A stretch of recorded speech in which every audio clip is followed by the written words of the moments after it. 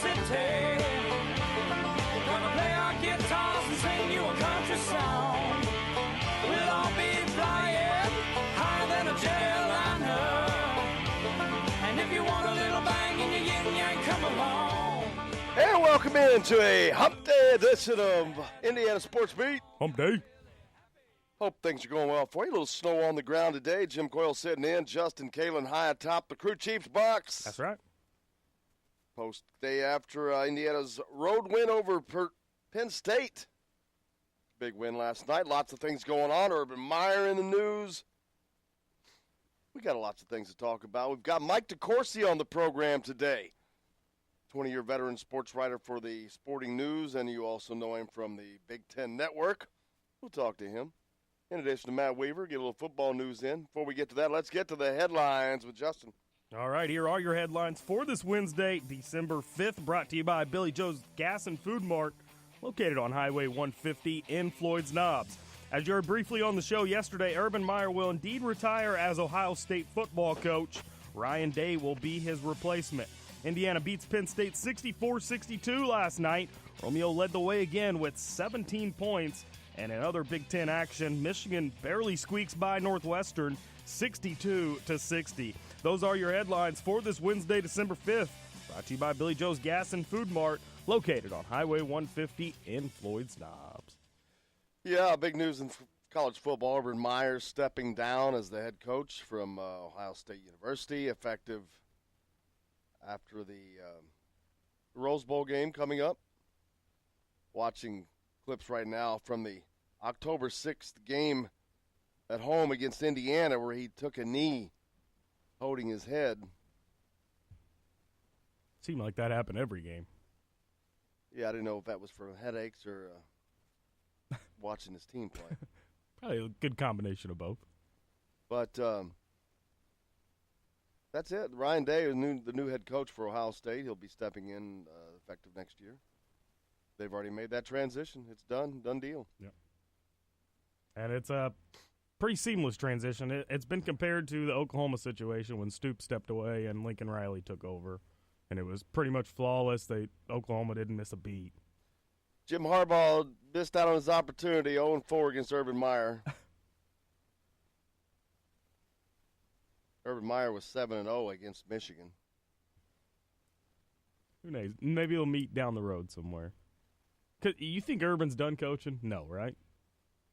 I think maybe. Really? Yep. That would surprise me. He's so young. What is he, like 54 maybe? 55? Yeah. He's got a tumor in his brain. Or not a tumor, but a cyst, I think. Yeah. We'll see. He won 3 national championships. I didn't realize that. Oh, well, that does not include at Ohio State. It includes Florida. Yeah. Oh, I was going to say. Yeah, well, he won the 2 in a row at Florida. Right. I was thinking at Ohio State at first. But so there's that. Indiana with a big road win over Penn State last night. Close, but a win's a win, 64-62. We'll get into that. We'll talk to Mike DeCourcy about that. Mike DeCourcy, a senior sports writer for Sporting News, and also, as you all often do, last night included, you see him in the studio on the Big Ten Network for the basketball games, which he had those games last night, 2 good games. Yeah. Indiana wins 64-62 on the road at Penn State, and then Michigan goes on the road.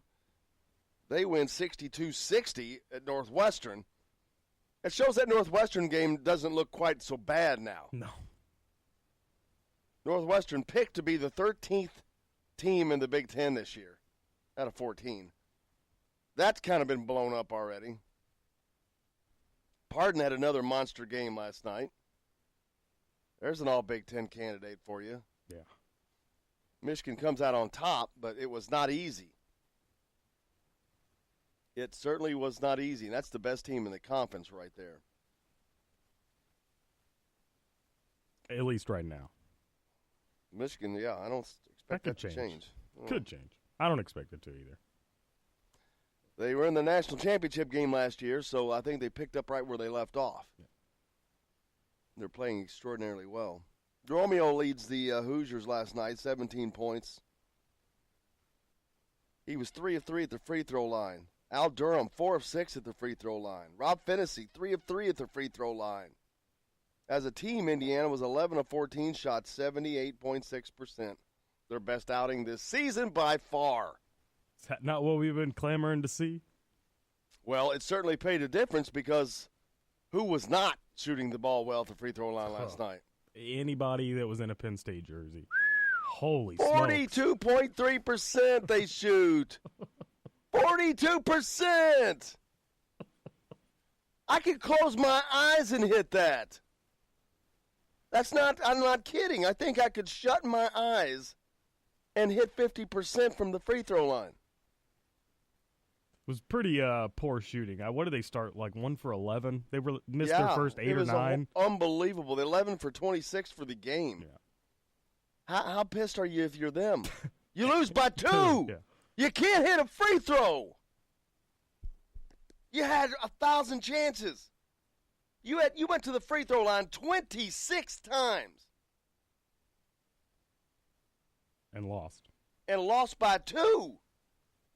Penn State shot 12 more free throws than Indiana and lost by 2. Yet they hit the same number. It's incredible.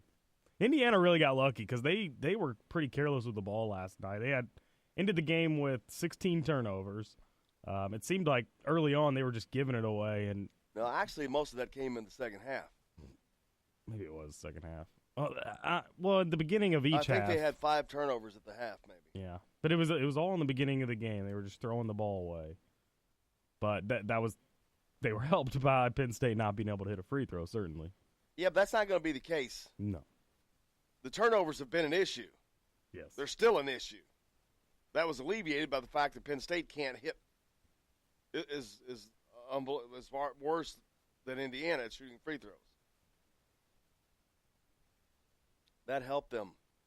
That gave them the win. Yeah. Which is a scary thing to think about. This is Penn State you're talking about. This is not Maryland, not Michigan State, not Michigan, not Ohio State, not the top level, not Nebraska, not Wisconsin. You got a lot of teams to go through. Yeah. That I promise you, they're not going to go 11 for 26 at the free throw line. I don't know if we'll see that for another 3 years. Teams shoot that bad. But at the end of the day, it's a win. Win's a win. Yeah, 2-0 in conference play. Hit us up on the text line. Let us know what your thoughts are if you got any questions. Great night out last night at Bubba's. We did the watch party up there. Yep. Saw a lot of people. Tom, Bill, Joker, Justin, Miles.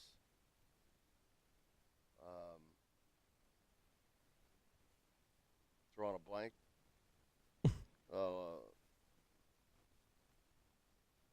There was others. There was. Lots of people out. Great to see. Fun night. Winning always makes it a lot funner. Yeah. But hit us up on the text line, 812-269-6367. Let us know what you're thinking. Thoughts, questions, comments? Get her rolling now. Mike DeCourcy's on the show today. 20-year veteran senior sports writer covering college basketball for Sporting News, also the Big Ten Network. Matt Weaver from Peaks.com. He'll be along. We'll talk a little bit of football. Talk about Urban Meyer. Talk about recruiting. You know, a lot of moves being made out in the football world right now. Yeah, big football recruit we didn't even touch on yesterday. Yeah, Indiana landing the top recruit out of Wisconsin, which is hard to believe.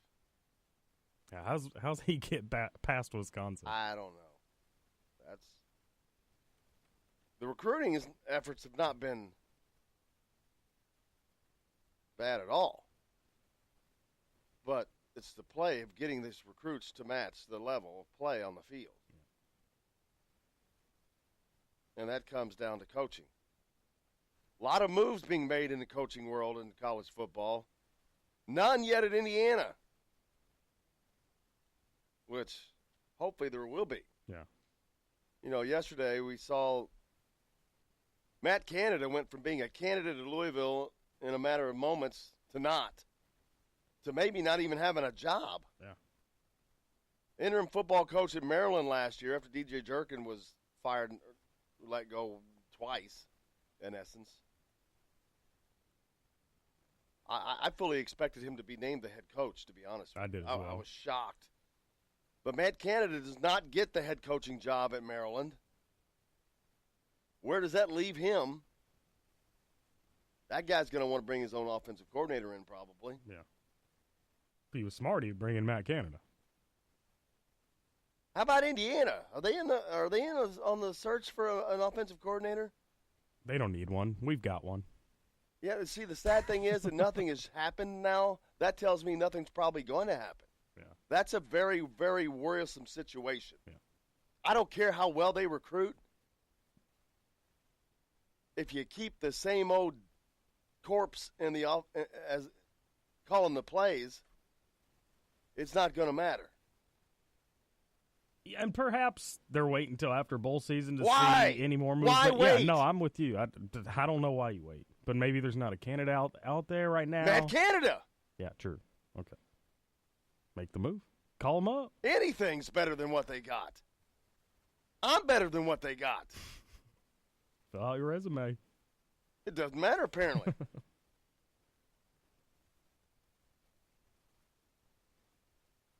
I'm a little disappointed there. Yeah. I'll bring that up to Matt. Matt Weaver. But lots going on. Hope your day's off to a great start. Thanks a lot for joining us. We appreciate you taking us along, going wherever you're going, whatever you're doing. Appreciate you sharing your day with us. Hit us up on the text line. Let us know what your thoughts are, 812-269-6367. You got any questions, comments about the game, questions for the guests coming up today, let us know. We got all that and more coming back here on Indiana Sports Beat. We're back right after this. I'm still getting paid. I get by the ladies, you know I'm in charge. Both how I'm living and my nose is large. I get stupid. I shoot an arrow like Cupid. I use a word that don't mean nothing, like Luke did. I sang on Do What You Like, and if you missed it, I'm the one who said just grab them in the biscuits. Also told you that I like to bite. Well, yeah, I guess it's obvious I also like to write. All you had to do was give Humpty a chance, and now I'm gonna do my dance.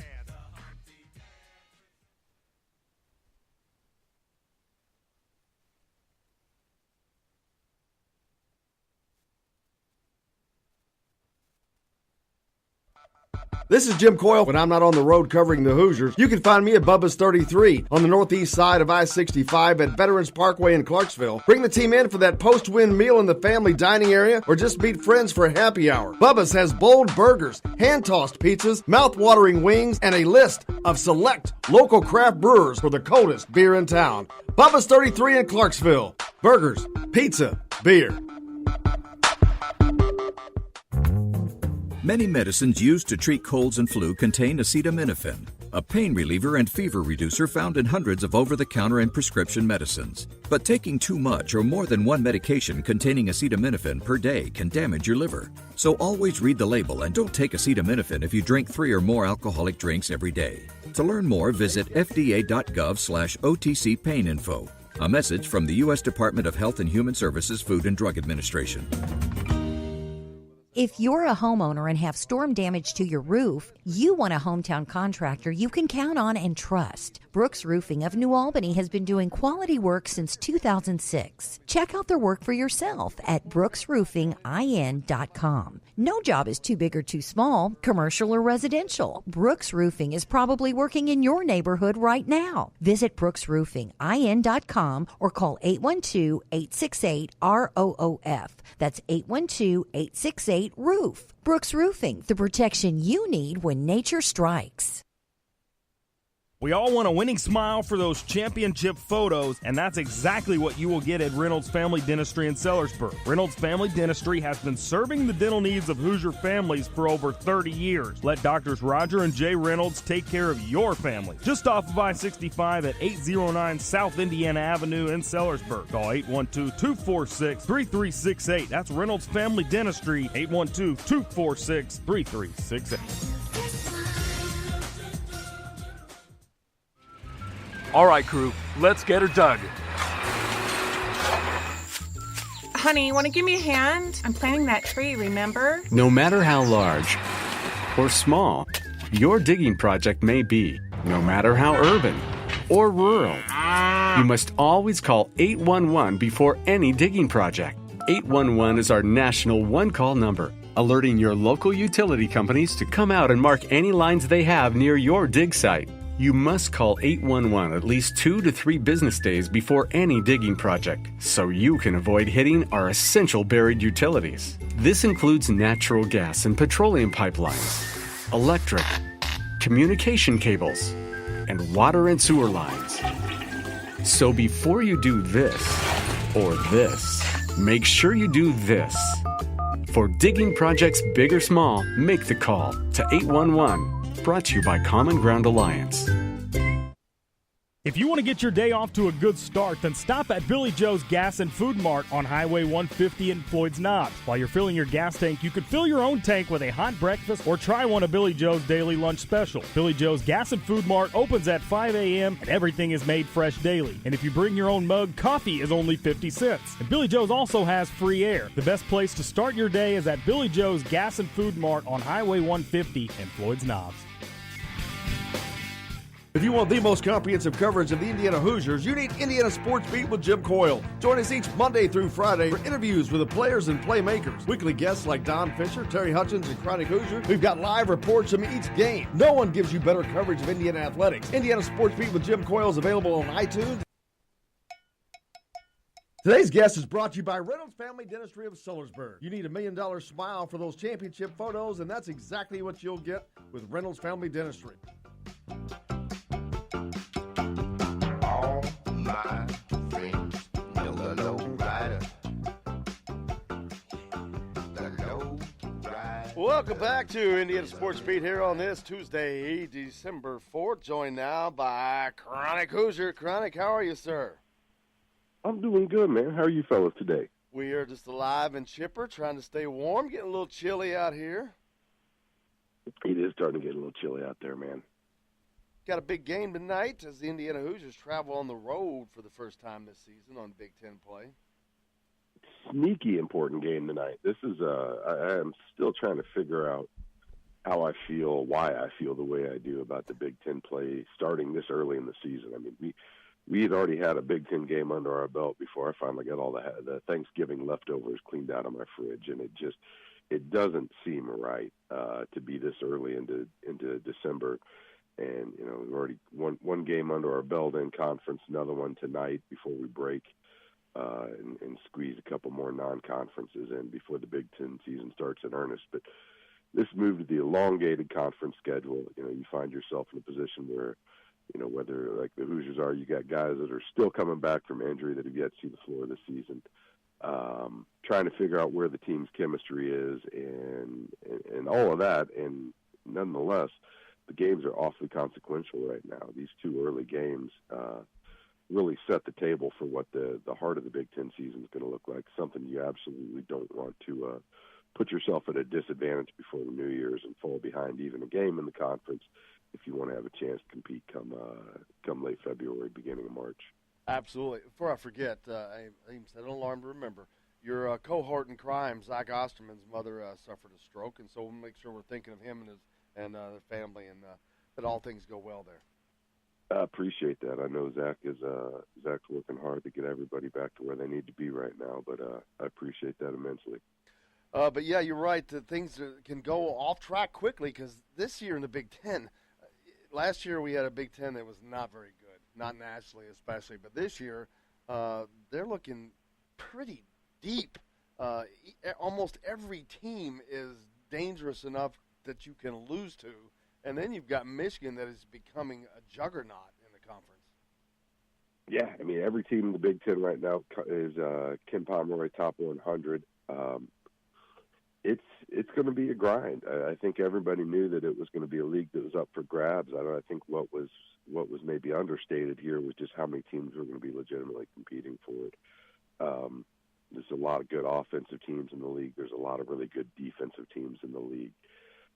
It's going to be tough, and as we head into the Penn State game tonight, obviously all the attention's focused on Juwan Morgan's status, whether or not he's going to be able to return from that leg injury that he sustained against Northwestern. And how imperative is that particular player just to the team, but particularly to the matchup tonight, going up against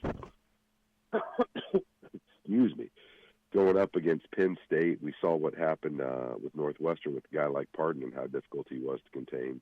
You got a similar creature in Lamar Stevens tonight that's going to be a load. He's pretty much the number 1, 2, and perhaps 2.5 option for the Nittany Lions right now offensively. It's going to be a battle. It's going to be an absolute battle for him. I think, as it sounds like a broken record here, but what's going to be imperative for Indiana in order to have a chance not only to get Juwan healthy for tonight, but they got to be able to keep guys on the floor. The foul trouble has just been really, really problematic for Indiana as of late, particularly when it relates to Juwan Morgan. But across the board, I think, and on top of that, I think more than anything, I really need to see this team start to find some of an offensive identity. The ball doesn't seem to be moving particularly well. There's clearly a concerted effort in Archie Miller's offense to get the ball inside of Juwan. But I think it's resulting in some stagnant half-court sets when they struggle to get the initial post entry. He's posting, he's reposting. They'll rotate the ball around and swing it back and try and get new angles for that post entry. But it's really grinding a lot of clock. Now it's still resulting in some pretty efficient offense as a whole. But I think what you're seeing is IU is not assisting on nearly as many possessions as you'd like for a team that's really flowing offensively. No, in the last game, I remember it was a 9-13 assist to turnover ratio, which is not what you want. But and I agree with exactly what you're saying. It's the Romeo and Juwan show, which that's okay, but it's like they are carrying the team, not leading the team. Not that they're not leading the team. It's not what I mean. But I mean, instead of the team allowing them to just be the leaders, they're like carrying them most of the time. And that is going to hurt them because when you come down to games where, like the Penn State game or the Northwestern game, and say you lose a Juwan at the end of the game for whatever reason, it could have been the foul trouble, but you've got to be able to overcome that. They were able to do that then because Romeo stepped up. But I think they need to get help from people like Justin Smith, whom I'm kind of wondering where has he gone. I think we need to send an SOS out for him. 3 rebounds in 2 games for a guy that's 6'8" with a 48-inch vertical leap. I can't get my hands around that. Yeah, Justin Smith's absolutely struggling right now. This would be a perfect time for Devontae Green to kind of figure out where he fits into this offense and how he can best maximize his contributions to this team. I think the emergence of some additional scoring options, some regular, consistent scoring options for IU, is going to make the world a whole lot easier because what you're seeing is, there's certainly a lot of effort defensively being done right now to deny that ball to Juwan down low. Romeo's getting trapped. He's getting doubled. Teams are throwing all sorts of junk out at him right now. You got somebody that can, like Al Durham, that can more consistently get to the hole. Somebody that's going to be more consistent in their ability to spot up from mid-range and beyond. 3-point shooting continues to be problematic for Indiana, even with the addition of Evan Fitzner. And Romeo Langford, for that matter. Granted, Romeo had some big buckets last game, but I'd like to see him get a little more consistent. And then above all else, man, I'm sitting here scratching my dang head trying to figure out how a team that shot just barely better than 65% last season from the free throw line is struggling even more mightily this season from the charity stripe. That's going to be, I don't know if that's something that gets fixed. I don't know what's going on with it. We've said this before, and I think it's worth bearing, or repeating at least. The free throws are between the ears, man. It's kind of like putting. These guys have the muscle memory. They know how to make a 15-foot uncontested jump shot. There's no excuse for a team to be shooting free throws anywhere in the low 60s like IU is. I think they're 62.4% of the season right now. Too many free buckets being left at the line. Absolutely. That's a problem that I've talked about earlier. And I don't get it either. It is strictly a mental thing. These guys obviously can shoot the ball. Shooting free throws is not a difficult thing, but I said I wish I could work with them on free throws because my entire training would just be to stand there in their ear and talking to them the whole time, just having a conversation nonstop, and then just shooting free throw after free throw because it's just a motion, and I don't think they're just going through this motion. I think they're thinking about each and every free throw. And every time you do that, now you've turned it into something different. Just do it. It's boom, boom, boom, shoot. And, it's like it reminds me of the old days when I hate to be like think back in the old school like that, but you go back to Steve Alford and you listen to Don Fisher. Yeah, as he flies, boom. It was a mechanical method. He just did this, and he did that. He didn't think about it, just boom. And I think these guys are letting it get into their head and they're thinking about it because it's high schools shoot way better than this, and there's no reason not to. It's not an ability thing. So it's definitely mental, but it's something they keep saying, they'll fall or they won't. Well, man, it's got to be a better answer than that because it's going to hurt them. I'm surprised it didn't. It almost hurt them the other night. Finney missed 3 in a row, and it got down there tight. Justin Smith, of all people, hit a couple big free throws to help keep that game just out of Penn State's reach, but they still had an open look at the end of the game for a difficult 3, but they had a shot at it where they could have won that game. No, absolutely. And I'm not sure exactly what the root cause is. I don't know if because there's some fatigue setting in because they're going so hard on defense, and up to this point they've been a little shorthanded. I don't know, but if Water's going to find its level, now would be a good time because they absolutely cannot afford to be leaving those points out there. But I think that's one thing that you can also look at as a positive with this team. They still have a lot of headroom to grow. There's a lot of points that can be reclaimed simply by eliminating some of the unforced errors that we've seen thus far. I don't think it's totally unsurprising as you see a backcourt now that's really just for the first time kind of figuring out what its chemistry is going to be like with the full assortment of Romeo and Rob and Al and Green. I do think there's a lot of improvement that's really not that terribly far away for that crew. I think if they can be a little more deliberate in some of their passes, part of it's just knowing where guys are going to be before they ever get there. That type of familiarity just takes time. It takes reps. We'd be remiss if we didn't mention these guys just got to be able to go 5v5 scholarships and practice just a little more than a week ago for the first time pretty much since the regular season began. So I think it's important to keep perspective. At the end of the day, too, though, with this accelerated conference schedule, man, perspective comes real quick at you. Life comes fast here in the Big Ten now. And they're going to have to figure it out because the last thing you want to do is drop a conference game before the first week of December's turned over. And now you're facing Louisville this weekend at home, Butler at the Crossroads following Saturday, and then we're effectively on break until January 3rd. But this is one of those opportunities where if they can capitalize on the next 3 games ahead, not the least of which being the conference game tonight, kind of put the non-conference behind them, get themselves healthy with this almost 2-week break we have over Christmas and the New Year's, and then really kind of figure out who they are and what they're going to be when Big Ten season starts in earnest January 3rd versus Illinois. But you absolutely can't look over tonight's game. You can't look over this weekend's game and the one following because we're also at the point now where Indiana's got to look and figure out what's going to be on its resume come tournament selection time. And games like tonight absolutely go a long way in building that tournament resume, as do the next 2 games for that matter. Absolutely, a big game Saturday at home against Louisville. That early in the season, I didn't see it as being as big a game, but now that Louisville has beaten Michigan State, that has changed things. Louisville's playing better, so that's going to help Indiana if you get that win as far as the resume builder. But it's going to be obviously a tougher game than I had anticipated early on. Oh, absolutely. And then you can never look past Butler playing on a neutral court either. I've seen it too many times. Don't get me wrong. This is going to be a tough couple of weeks here for Indiana, and I don't know that this team is anywhere near close to what it's capable of. I don't know. We still yet see Race Thompson in, or we still don't know what Jerome Hunter's status is for the season.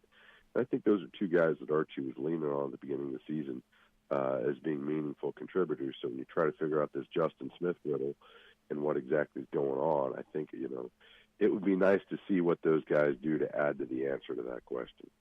Absolutely. And then some very, very positive things looking forward this weekend. Friday, the Indiana Hoosiers out in Santa Barbara. College Cup, number 20 for the Hoosiers as they seek title number 9. Big weekend for Indiana soccer. 20th College Cup appearance, most all-time in NC2A history. This certainly feels like a team of destiny. The squads that I think a lot of people are eyeballing as landmines in the path. Previously number 1 seeded Wake Forest. Hoosiers' first loss of the season, double overtime on the road in North Carolina. They're out. That team down south there, Kentucky, I was actually hoping to see a rematch with them, but I would just as happily watch them fall to the wayside before they ever reach the College Cup. And then on top of that, 3-time defending national champ Stanford with an early exit. So now you're left with 3 Big Ten teams plus Akron. You got Indiana, Michigan State, and Akron in the College Cup. Hoosiers face Michigan State at 10:30 Friday night Eastern time out there in Santa Barbara. Winner gets the victor of the Michigan State Akron game. Indiana's played every one of those teams this year. We played Akron in the exhibition season, played them to a 1-1 draw. They didn't go to extended time on that one. You got overtime win versus Michigan State, late game winner versus Maryland, followed by a PK winner in the Big Ten tournament versus Maryland. So everybody games on Indiana's schedule is familiar. And tight matches. But what does it say about Indiana? They went undefeated through the Big Ten season, and now 3 out of the 4 at the College Cup are from the Big Ten. That says a lot about Indiana's year. It absolutely does. It's also one of those. It's it's going to be made entirely more complicated because kind of like Big Ten basketball, Big Ten soccer. There's you only got 9 teams competing in this league. You play every team every year. These guys know each other's tendencies. They know their habits. They know exactly how they want to play. There's not going to be a whole lot of surprise here. So you kind of get into the chess match of college soccer coaching, if you will. But I'll tell you, I love Indiana's chances. I think they're an extremely dangerous team. I think they're an extremely balanced team. But most of all, I think they're an extremely hungry team. You look at 8 seniors on this team. National runners-up last year. They've been to the College Cup. They've done that, and to a man, they don't want to come home empty-handed this year. And that's the beauty of Indiana soccer. This is exactly what you play for.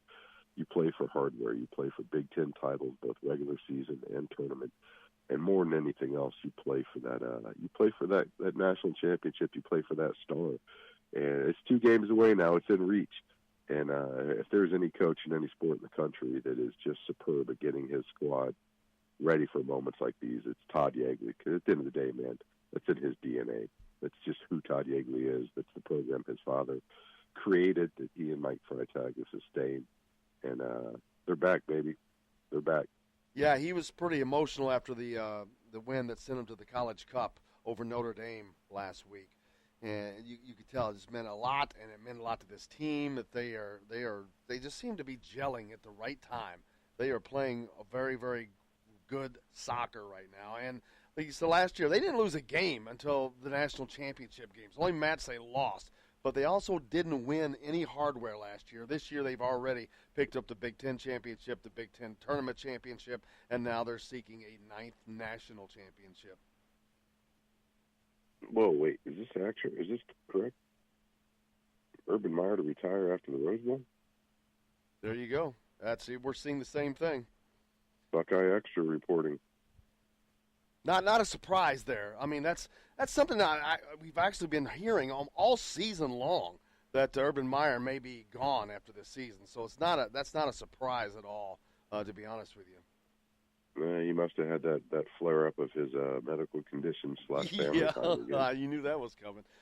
Crowley Cougars, we appreciate it, brother. We'll look forward to talking to you again next week, and we'll probably see you around this weekend. Indiana, the big game Saturday against Louisville on the basketball court, and then we'll be following the Hoosiers on the soccer field Friday and Sunday. Let's commence the Kevin Wilson era of Ohio State football. Get it, y'all. Here we go. Crowley Cougars, thank you, sir. We'll see you. Thank you. You bet. Crowley Hoosier with us as always on each Tuesday, brought to you by Reynolds Family Dentistry. For over 30 years, they've served the needs of Southern Indiana families. Let Doctors Roger and Jay Reynolds take care of your family. That's Reynolds Family Dentistry of Sellersburg. We got more coming back here on Indiana Sports Beat. Mike Schumann from Daily Hoosier joins us next. Stay tuned. We're right back after this. Smoking in the boys' room. Now, teacher, don't you feel me? Up with your rules. For everybody knows that smoking ain't allowed in school.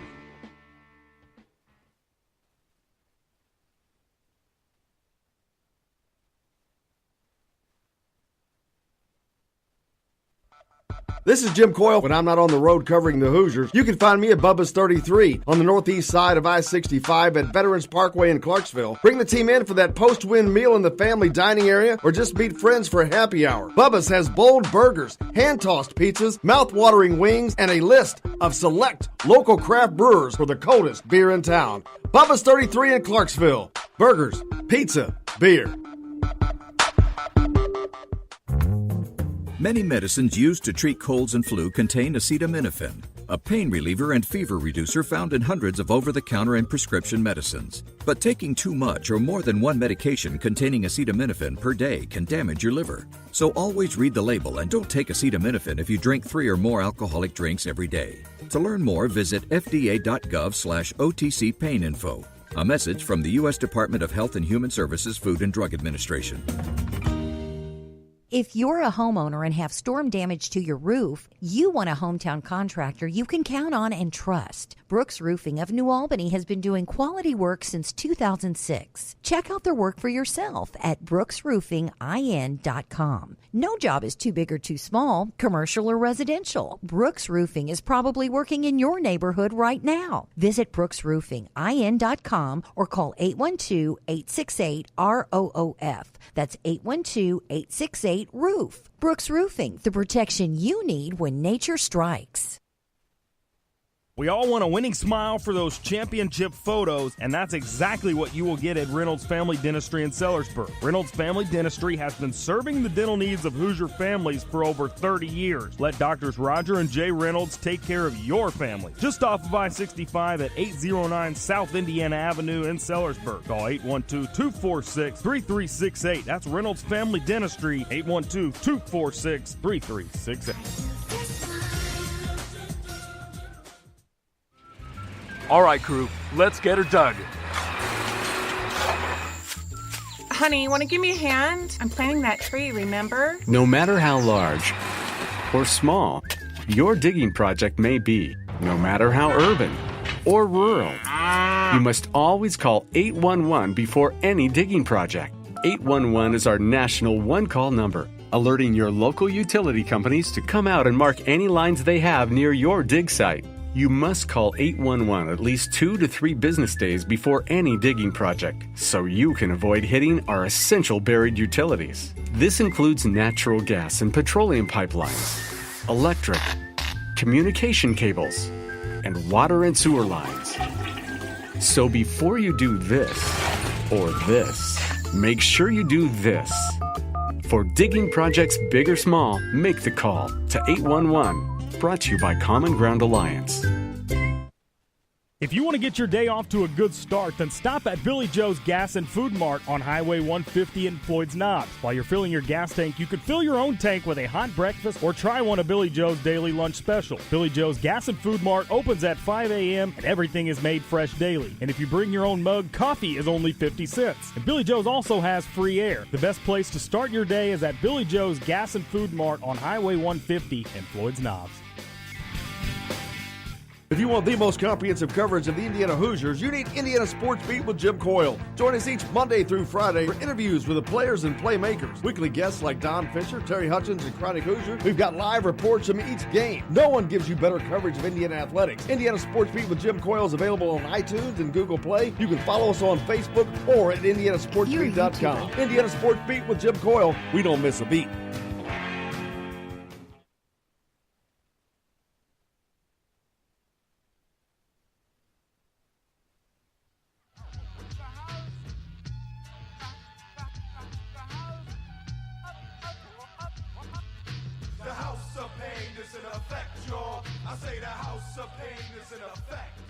You know the house of pain is in effect, y'all. And anyone that steps up is getting wrecked. Welcome back to Indiana Sports Beat. I had to let that one settle for a second. You can let it settle. Got to. Oh, that makes you want to get up, jump around. Welcome back to Indiana Sports Beat. Jumping around. Got Mike DeCourcy on the show today. Matt Weaver from Peaks.com. Mike DeCourcy, of course, the 20-year senior basketball writer for Sporting News. Big Ten studio analyst for the Big Ten Network. Was on last night at the games. Hope he's able to wake up this morning. Pretty cool being at Bubba's last night and looking up at the TV and seeing him, thinking, well, he'll be on the show tomorrow. That's pretty neat. That's what you were thinking. I'm thinking, I hope he gets up tomorrow. Good call. That's what I was thinking. We'll find out. Absolutely. Hope your day is going well. Speaking of Bubba's, today it's the celebration of the end of Prohibition. Party like it's 1933. You can get a $33 gift card. And if you buy a $33 gift card, you get a free 12-inch one-topping pizza. What? That's just for buying the gift card. It's unbelievable. You've got traditional wings or boneless, $3.33. $5.33 burgers. What else are they? Those, all day long. Domestic beers, $3.33. 18-ounce margaritas, $3.33. They got all kinds of stuff. When you say all day long, does that mean they're going to open early? No, it means Normal all time. day long. Normal time. Normal time. They open at 3. But may have to find myself back there today. I know a lot of people talking about going. Yeah. So that's some hell of a deals. It really is. It really is. So we'll see you at Bubba's. Looking forward to it. Was there last night. Great place to take the game in. Got to see a lot of fans of the show. Appreciate that. Cool. Matt Weaver's coming along on the show today. We'll talk some football. If you got any questions, comments, get those in on the text line, 812-269-6367. Questions for Mike DeCourcy. Comments. What do you think about the Hoosier basketball program, where they are right now? I'm wondering about the football program. Are they going to make a change at offensive coordinator? I thought this was a given. Now, are they waiting until – the only thing is, are they waiting until the signing period ends so they don't disrupt recruiting? My only question, but please, God, if there's a God, they've got to make a change. Well, I don't know that. I'm not being nice anymore. Right. It's horrible. I don't know that the offensive coordinator position, when you've got a guy like Mike DeVore in there, is going to matter much if you get rid of him in terms of recruiting. Well, just from a it does. Yeah, it does when you're recruiting a big-time offensive player. I don't know that you want that kind of turmoil in the midst of the recruiting cycle. Yeah. You go back and explain to them after the fact, yeah, we're changing offensive coordinators, but that's because we're going to give you more plays. Be a little more aggressive. But no word. Nothing happened yet. Be interesting to talk to Matt about that. Josh actually just texted in. Perfect timing on this, Josh. Says, Mike DeBoard is still tweeting LEO for recruiting commitments. Doesn't sound like a guy who is leaving. Well, like I said, it could be part of either he's not leaving or they're waiting until they get through the recruiting cycle. Yeah. But I got to be honest with you, I'm getting a little nervous now. That it's going to be the frickin' status quo. And if it is, golly, that's going to be very troublesome. Yeah. Troublesome.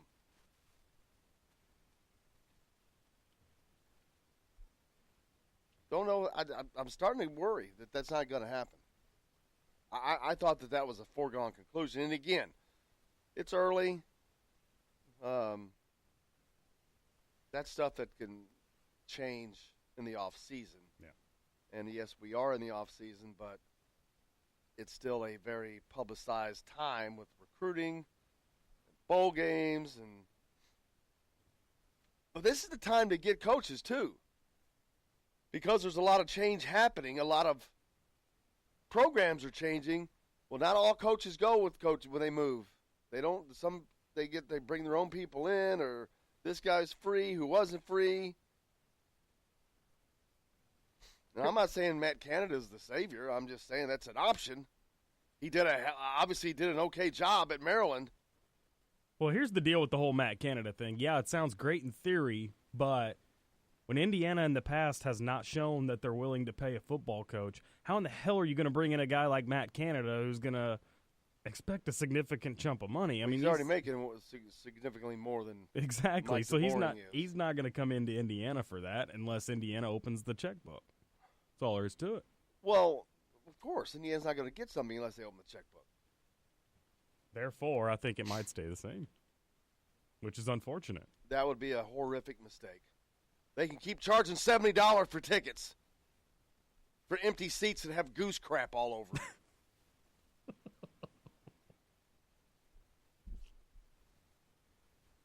Just saying. Actually, Matt Canada only makes $650,000 a year. Yeah, well, what do you think Mike DeBoering makes?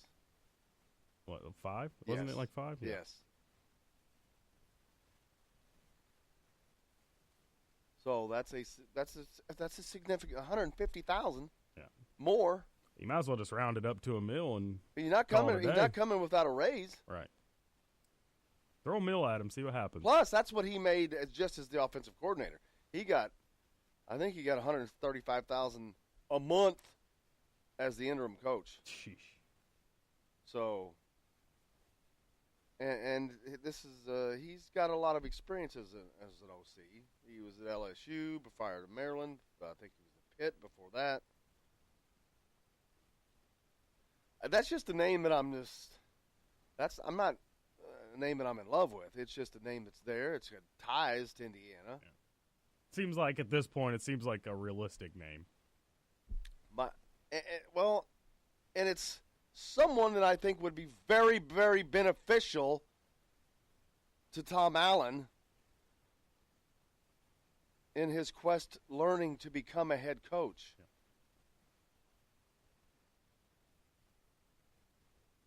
Matt Canada has more experience in big-time coaching than Tom Allen does. Maybe that's why they're not bringing him in. Maybe it's something that would be seen as Just make it a too many co-head. cooks in the kitchen. Make it a co-head coach spot. Well, that's what Tom Allen did basically with the offense. Right. He said that very thing. Defense too, if you think about it. But that would be if you're going to do that, this would be a good one to do. This is the guy who's been a head coach, who's coached at the highest level for several years, who was obviously successful. I mean, yeah, they were 5-6 last year, 5-7 where they ended up, but tough loss to Indiana, a tougher loss to Ohio State in overtime, where he goes for it. Goes for the 2-point conversion and the win. Which, and in hindsight, that was probably the smart thing to do. I mean, Absolutely. Usually you don't do that at home. That's something you do on the road. But figure, you know what? Go for it now. How many chances do you get to beat in Ohio State in overtime? See, that's my mindset. Anytime there's a game going down to the wire like that and the underdog has a shot to win on 2-point conversion, oh yeah, go for it every time. I mean, when are you going to get that opportunity again? They were probably a 2-touchdown underdog or more. This is Jim Coyle when I'm not on the road. Not. You're going for the win. Yep, can't blame them. Nope. So that's just an option, but yeah, we'll get into that with Matt Weaver from Peaks.com joining us. If you got any questions, comments, like Josh did, hit us up, 812-269-1037. 6367. Let us know what you're thinking. You can also give us a call, same number. I say that. I think that rings through. How's everything else going for you today? Got a big week in Indiana sports coming up. We haven't talked much about soccer yet. They are on the road in Santa Barbara, California. The Californians, man. I guess you'd have to be a fan of Saturday Night Live, which you're not.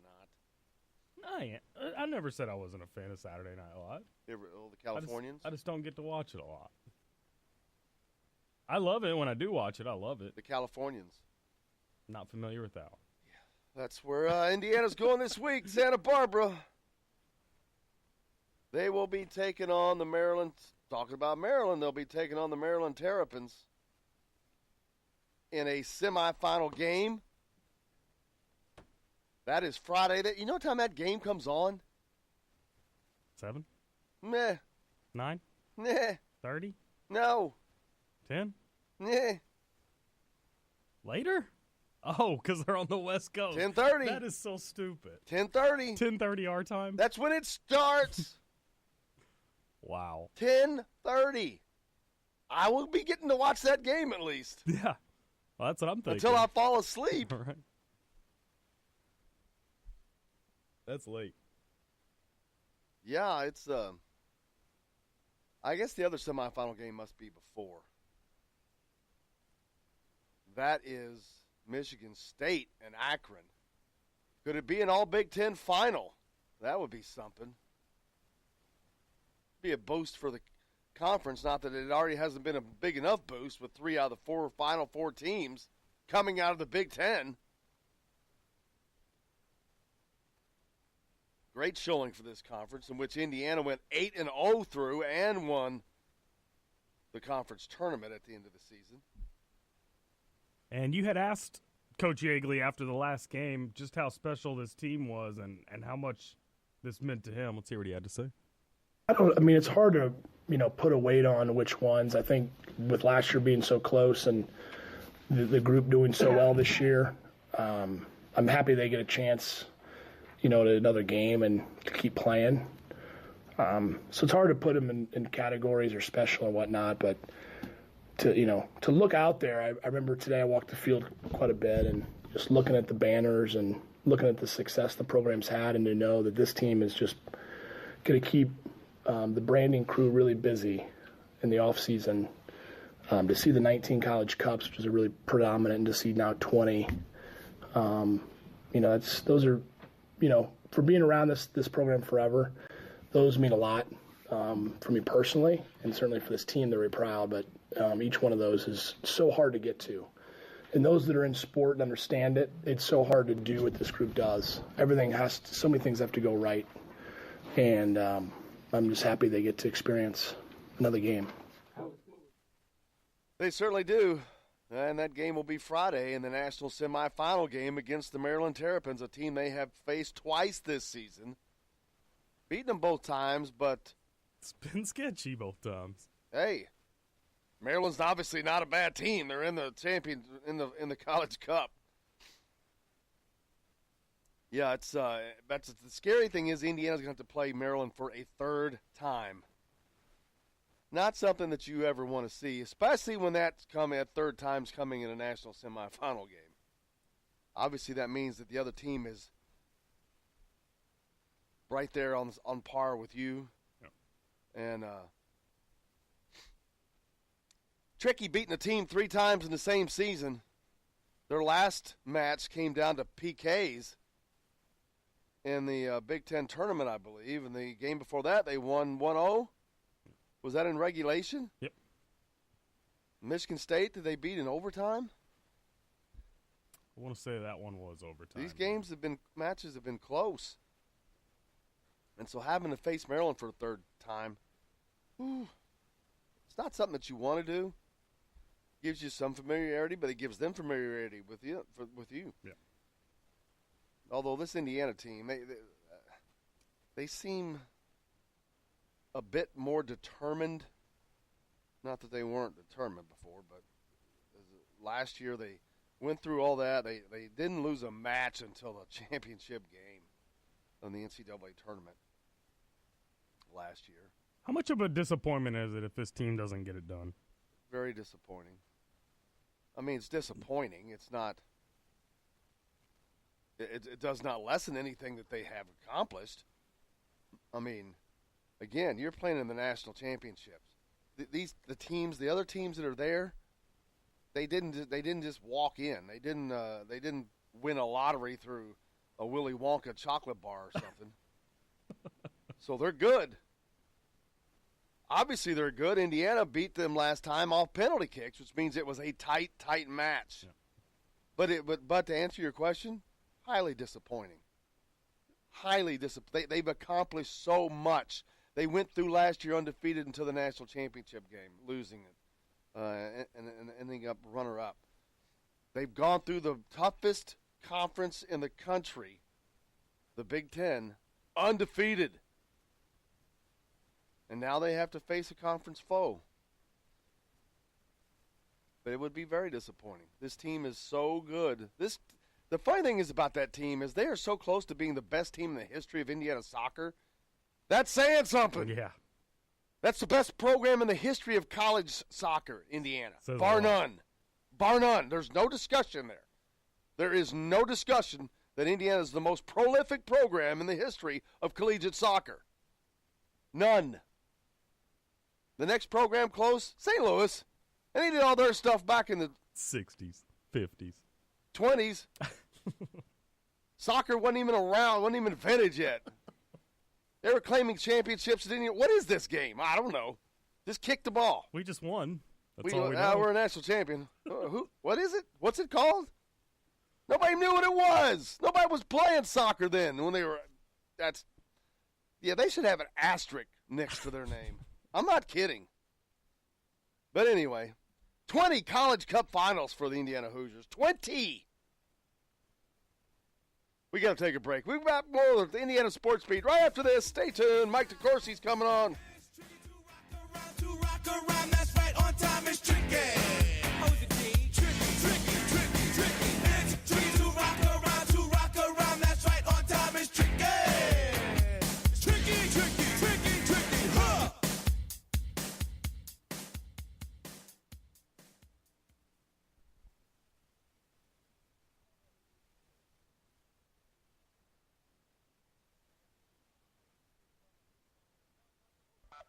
This is Jim Coyle. When I'm not on the road covering the Hoosiers, you can find me at Bubba's 33 on the northeast side of I-65 at Veterans Parkway in Clarksville. Bring the team in for that post-win meal in the family dining area or just meet friends for happy hour. Bubba's has bold burgers, hand-tossed pizzas, mouth-watering wings, and a list of select local craft brewers for the coldest beer in town. Bubba's 33 in Clarksville. Burgers, pizza, beer.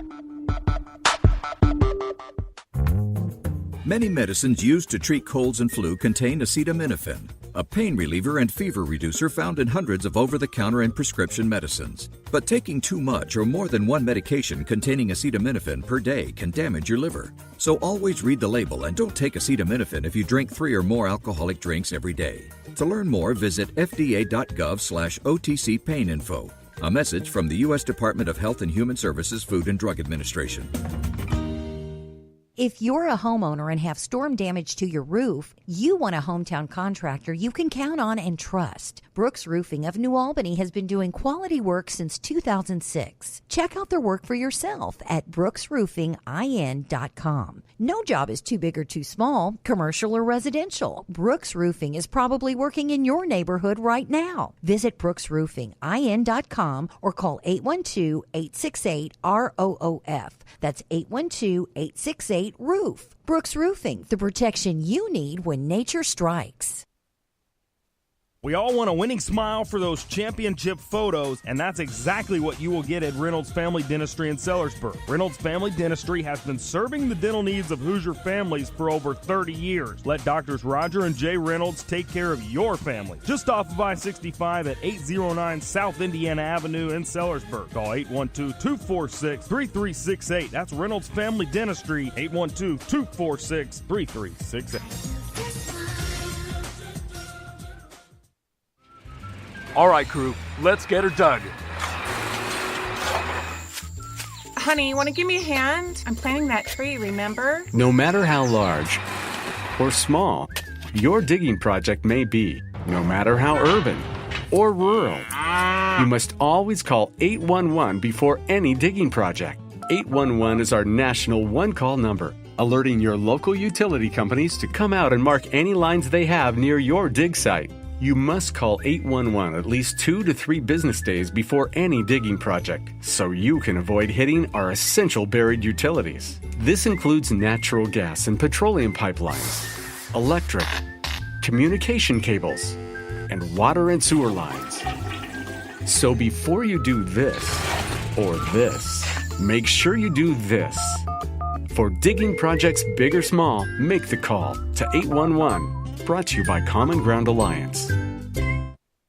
If you want to get your day off to a good start, then stop at Billy Joe's Gas and Food Mart on Highway 150 in Floyd's Knobs. While you're filling your gas tank, you could fill your own tank with a hot breakfast or try one of Billy Joe's daily lunch specials. Billy Joe's Gas and Food Mart opens at 5 a.m. and everything is made fresh daily. And if you bring your own mug, coffee is only 50 cents. And Billy Joe's also has free air. The best place to start your day is at Billy Joe's Gas and Food Mart on Highway 150 in Floyd's Knobs.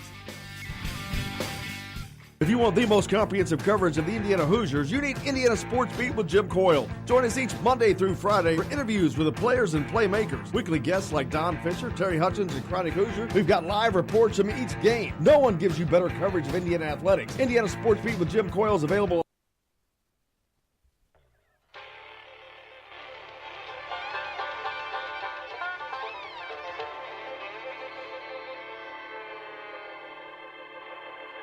Well, we're coming to your city. Gonna play our guitars and sing you a country song. We'll all be flying higher than a jetliner. And if you want a little bang in your yin yang, come along. That's it. Come along. Indiana Sports Beat's here for you. Hope you're having a great day and day's off to a great start. Thanks a lot for joining us. Wherever you're going, whatever you may be doing, we appreciate you taking us along for the ride. Jim Coyle here. Justin Kalen high atop the crew chief's box. That's right. Hope your day's off to a good one. Mike DeCourcy on the program today. 20-year basketball writer for the Sporting News. Big Ten studio analyst as well. You saw him on the games last night. Matt Weaver from Peaks.com on the program. We'll talk some football. Before we get to that, let's get to the headlines with Justin. All right, here are your headlines for this Wednesday, December 5th, brought to you by Billy Joe's Gas and Food Mart, located on Highway 150 in Floyd's Knobs. As you heard briefly on the show yesterday, Urban Meyer to retire as Ohio State football coach. Ryan Day will take over as his replacement. Indiana beats Penn State 64-62 last night. Romeo led the way again with 17 total points. And another Big Ten action, Michigan barely squeaks by Northwestern 62-60. Those are your headlines for this December 5th, brought to you by Billy Joe's Gas and Food Mart, located on Highway 150 in Floyd's Knobs. Hey, and welcome back. Big win, road win for Indiana last night as they go off to State College, Pennsylvania, come back with a win over Penn State. Spotted them out to a 9-0 lead to start that game. But thanks in large part to Penn State's inability to come close to hitting a free throw at one point, 1 of 11 to start the game. Absolutely horrific. They make Indiana look like all-stars at the free throw line. Yeah. And that's tough to do. Well, Indiana made themselves look like all-stars last night on the free throw line. Yeah, that's what I was going to say. They shot well, so they made themselves look good last night. Well, they shot the season best, 78.6%, 11 of 14. That was behind Romeo, went 3 for 3. Durham was 4 of 6 at the line. Fennessy 3 of 3 after missing 3. He missed 3 straight in that Northwestern game the other night, which could have been crucial. But 3 of 3 at the line last night. Those guys right there, that's 10 of the 11 free throws right there between those 3 guys. Probably the 3 that should be shooting the ball. They're the 3 that should be the most aggressive in pursuing the basket. Well, it makes you wonder, why isn't anybody else getting to the free throw line? Yeah. Why isn't Justin Smith getting to the free throw line? Why isn't he didn't get a whole lot of offensive touches last night, but hey, let's take our hats off for Justin Smith. 9 rebounds last night. He finally heard you. 9 rebounds. Well, half of them fell in his lap. I'm not kidding. I was watching the game. I'm like, oh, that is balanced. It's like, if he didn't get that one, it's because he dropped it. But he did have 9 rebounds. Give the kid some credit. He did a couple of them. He did grab. Yeah. That's how it should be every game. I mean, I'll give him the credit for getting a 9, but he didn't score a point. No. A lot of offensive ineptness on. I don't know if ineptness is the right word, but he provides a lot of head scratching moments. A lot of guys that don't offer a lot offensively on this team. It's a weird kind of an offense. Not what we were expecting coming into the year. But a win for the Hoosiers, albeit a 2.64-62 win. It was a road win, and so they'll take it. They start 2-0 in Big Ten play. You know, that's the first time since like 2016, I think. It's only 2 years. Well, 3 seasons ago, I think. But, yeah, it was a good start. It was their first road win of the season, and he improved to 7-2, 2-0 in Big Ten. IU is 2-0 in the league for the first time since 2016, a championship year. IU improved to 39-11 in the series over Penn State. Joker text in says Clifton Moore 1-for-1 field goal, 1-for-1 free throw, 100% shooting night. Hey, he came in and provided some quality minutes. He came in early. Quality. Way early for Clifton Moore, but he comes in, he gets a 3-point play. Yeah. He scores, he gets fouled, and he finished it. There you go. There's the 11th free throw. That's the only other guy that got a free throw last night. That makes you wonder. Yeah.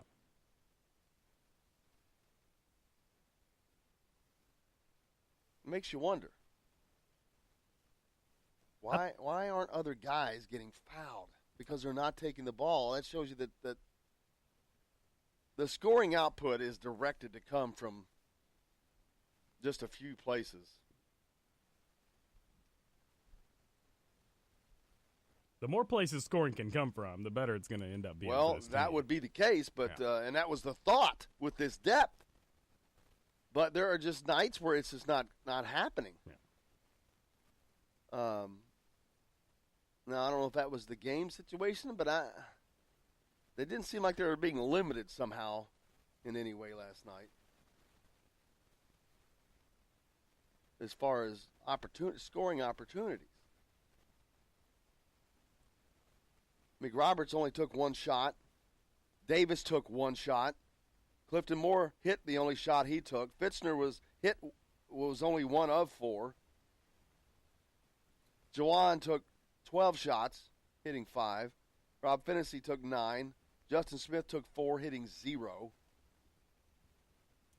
Durham and Langford. There's your scoring.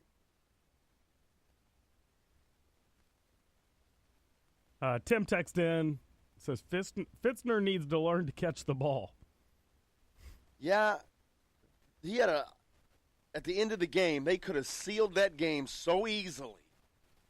That game could have been sealed and out of harm's way when you've got a Fitzner down around the free throw line and a streaking Romeo Langford all by himself under the basket, and Fitzner simply has to just flip the ball to him.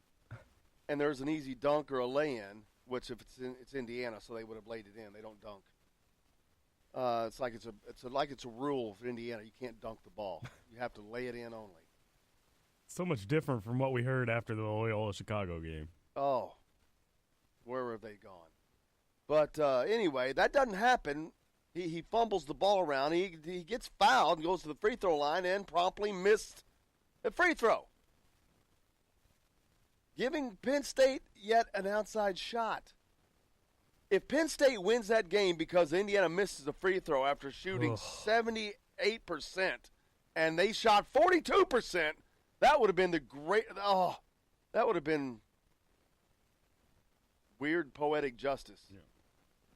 And I said this to you at one point last night. This is an Indiana team that's going to make you nervous all year long. That's now 2 games in a row where they kind of had your heart beating pretty quickly towards the end of the ball game, with both giving Northwestern and Penn State an opportunity to win the game because of missed free throws. And that's frustrating from a fan perspective. Well, it goes back before that.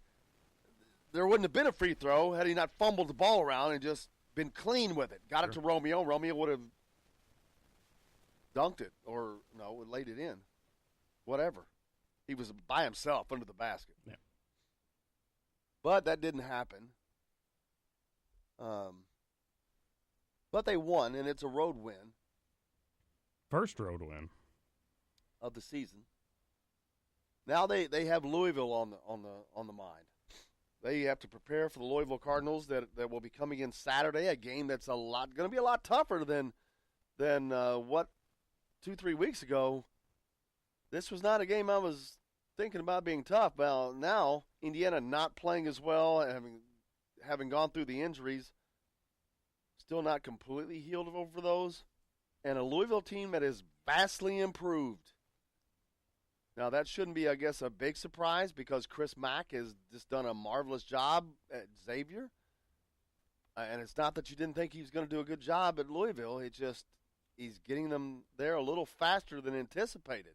Oh, they're playing defense. Louisville's defense is phenomenal. It's going to be a real test on Saturday. But I think the crowd will show up. Crowd's going to be loud. It's going to be a traditional playing at Assembly Hall nightmare for the opponent. I just think this game is – I want to think it's going to be close. Something tells me it's going to be a blowout. I'm feeling confident. I don't know about a blowout. Louisville's playing very well. When I say blowout, 10+, just so I can win that bet with Trevor. I got bets on the line, too. You got like 4 or 5 of them. Man. Did you write them down? You may not even remember them. I can tell you this, from now on, I'm learning. I am not making bets anytime 2 weeks or more in advance. Never again. I know one of them you made 2 months in advance. Your brother wouldn't leave me alone. I'm just kidding. We've got a lot coming up on the program today. Mike DeCourcy, the senior writer for Sporting News, also a Big Ten studio analyst, is on with us, as is Matt Weaver from Peaks.com. We're going to talk a little football. Stay tuned. We're right back after this on Indiana Sports Beat. But we just walk because we have no time. And in the city, it's a pity because we just can't hide. Tinted windows don't mean nothing. They know who's inside. And it's tricky to rock around,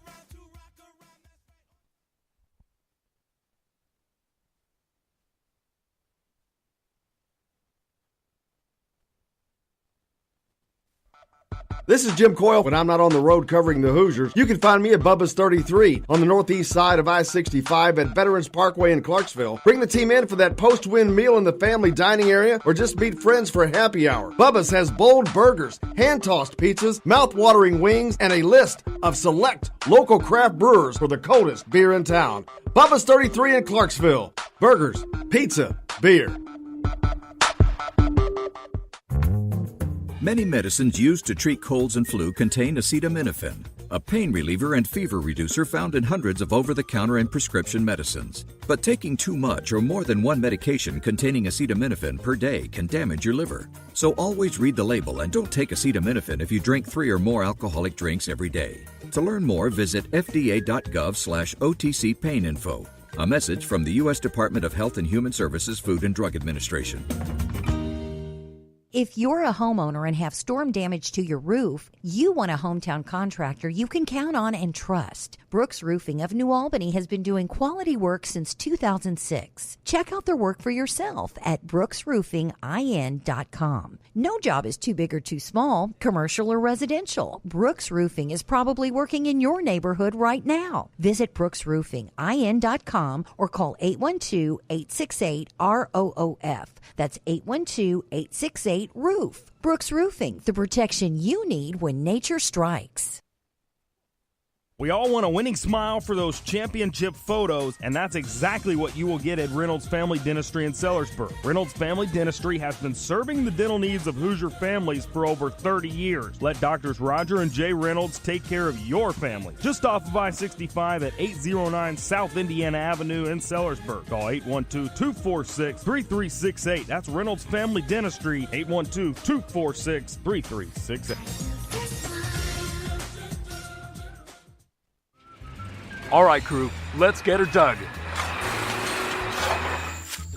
Honey, want to give me a hand? I'm planting that tree, remember? No matter how large or small your digging project may be, no matter how urban or rural, you must always call 811 before any digging project. 811 is our national one-call number, alerting your local utility companies to come out and mark any lines they have near your dig site.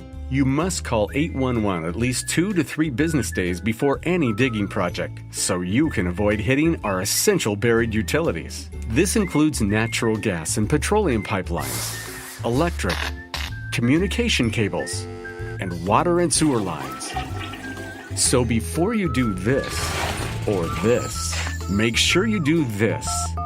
For digging projects big or small, make the call to 811. Brought to you by Common Ground Alliance.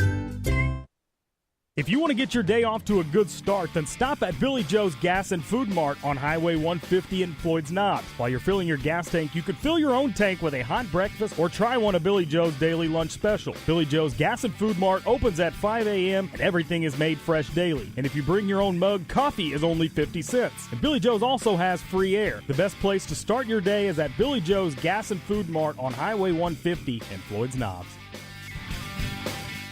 If you want the most comprehensive coverage of the Indiana Hoosiers, you need Indiana Sports Beat with Jim Coyle. Join us each Monday through Friday for interviews with the players and playmakers. Weekly guests like Don Fisher, Terry Hutchins, and Chronic Hoosier. We've got live reports from each game. No one gives you better coverage of Indiana athletics. Indiana Sports Beat with Jim Coyle is available on iTunes.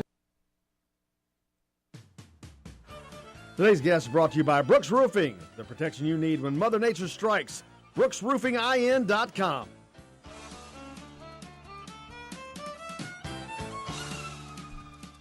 Welcome back to Indiana Sports Beat. Joined now by Matt Weaver from Peas.com. As always, Matt, how are you doing, sir? I'm doing okay. How are you guys doing? All right. A lot going on in the world of college football. None bigger than yesterday's announcement that Urban Meyer will be stepping down after the Rose Bowl for Ohio State. Not a huge shock, but it still came as a surprise. Yeah. There have been a lot of smoke, a lot of rumors about this. For a lot of the season, especially when, the stuff came out about his the cyst in his on his brain that's caused these headaches. It looked like this was going to be the inevitable conclusion. You just wondered if it was going to be this year or maybe would he try to come back for one more year. So, but interesting that they did it now, and a couple weeks before the signing date. You would have thought they might have waited till after that early signing period to get all their players locked in, but they did it a couple weeks before. So, and Ryan Day, obviously went 3-0. We don't know a lot about him as far as the head coach, but Ohio State seems to have a ton of confidence in him because that's a big-time job, and they turned it over to a guy with not a ton of experience. Well, we'll certainly see. And then also Louisville filled their head coaching vacancy with Scott Satterfield from App State. Maryland's Matt Canada was interviewed for that job, and then the same day that Maryland announced, or maybe the next day, that they announced that they had hired a head coach, and it's not Matt Canada. So what's the likelihood that he's going to still be in Maryland next year? For Matt Canada, I would say probably very unlikely. Usually when you have a situation like that where an interim coach takes over and he's considered for the head coaching job and doesn't get it. They bring a guy in. Mike Locksley's going to want to put together his own staff. He's an offensive guy. Was the OC at Alabama and did a really good job this year. So he's, I don't know that their systems aren't the same, but I just think he's going to want. Plus, it would be kind of weird if your head coach for the entire season for a player was now got demoted. I don't think that would work out. So. My guess is he'll be on the market looking for, I don't know if there's any head coaching jobs available, but if there is, maybe he'll get in the mix for one, or it most likely would be in hot demand as an offensive coordinator. Know any teams that could use an offensive coordinator? I mean, I could probably think of one or two off the top of my head. That's a conversation that I started earlier, is that's one place I thought that there may be some change. Well, not one place, but the most prominent place I thought that there might be some change at Indiana on the staff. Nothing yet. I don't know if that's because, A, it's not going to happen, or B, it's because it's still during the signing period and they don't want to do anything like that at that moment. But I'm getting a little worried, to be honest with you, that things are going to stay the same in Bloomington. Well, I would say this. I think it's more. If you know that the reason there hasn't been any movement, I would say it's more of the latter. And not saying there will be movement, but it's, you know, as soon as they were done playing on Saturday, they were on the road the next day, and it's kind of a tough time to make a change. You know, because you want to get you want to have all your coaches on the road out recruiting. Now, I mean, that first week, you know, I'm not saying this means anything, but Mike DeBoer, at least from my understanding, was not on the road as much as everybody else. You know, I don't know what the reason is behind that. And this week, I'm not exactly sure of how much he's been out recruiting, but he was a little bit lighter that first week. Does that mean there's a change coming? I couldn't tell you, but I also would say that just because he hasn't there hasn't been a change at OC so far doesn't mean it won't happen. A lot of times you wait till after signing day. I mean, it is what it is. It's kind of, people say it's kind of wrong because the kids think, but it's just the way it is. You know, I mean, it's just that's how you do it. And sometimes you wait till after the first of the year. There's a coaches convention during the dead period. And, you know, also with teams playing, there may be a guy that Indiana wants to talk to, but he's working for another team, and they have to wait till after, and that guy's in a bowl game, and they have to wait till after that bowl game. So it may be that. I'm just throwing out these scenarios. I don't know if these are the reasons why, but I wouldn't say right now there's not going to be a change just because it hasn't happened in the since the end of the season. And to me, it's imperative that happens because the offense was a huge problem this year, and with the fact that Coach Allen has made no bones about it, he's not an offensive guy, and he has basically turned the offense over to DeBoer. And so the offense has been turned over to whomever the OC is. And so it's in their hands with not as much input. For most teams, the head coach has got a pretty good stamp on that. This is not the case at Indiana. And so it makes it a very unique situation. Yeah, but it is, I mean, I don't know how many places do it. It is really similar to how Kevin Wilson did it, but just flip-flopped, where he kind of ran the offense, and then he basically almost had a head coach of the defense. And that's how he did it when he was at Oklahoma with Bob Stoops. Bob Stoops basically turned the offense over to his OC, and he ran the defense. To me, they struggled this year offensively, or at least they weren't consistent. They had some games where they played pretty well, but it just wasn't at the level that you needed to be. To me, they're kind of lacking identity on offense. I mean, you know what they are in defense. I'm just not on offense. I'm not really sure what their identity is, what they kind of hang their hat on, so to speak. And the other thing is, obviously, DeBoer was going to retire 2 years ago, and I'm not saying that's being used against him in recruiting, but there may be whispers from other programs, hey, how much longer is that guy going to be? I mean, so to me, you've got to define your offense going forward. I mean, who's in charge? What's it going to be? What do you want it to look like? I mean, we've heard what they want it to look like, but it's not always looking like that on the field. So somewhere it's getting lost in the translation from what you're talking about to what you're actually putting out on the field on Saturdays. But to me, it's a huge deal because this team was a consistent offense away from winning another couple games. I mean, they just were. Your offense plays better in a couple games. Hint, Minnesota, hint, Purdue. Those are, you're looking at a 7-win season instead of sitting home again on the holidays and not being in a bowl game. Yeah, they were a consistent quarterback away from winning a few more games too, I think, in my opinion. Yeah. One that was sitting on the bench early on, unfortunately. But Next year, that won't be the story. I'm certain about that, but we'll find out all the changes, whether or not they happen. They'll come in due time. That's for certain. So hopefully that will happen. Recruiting is going on in Indiana, still doing a good job and pulling in a pretty big recruit out of Wisconsin. Which I don't know how that kid got out of Wisconsin's hands, but Indiana goes up and pulls up their top recruit out of that state. Yeah, Deshaun Brown. He plays quarterback because he was the best athlete on the team. He's not a quarterback in college, at least not at the Big Ten level.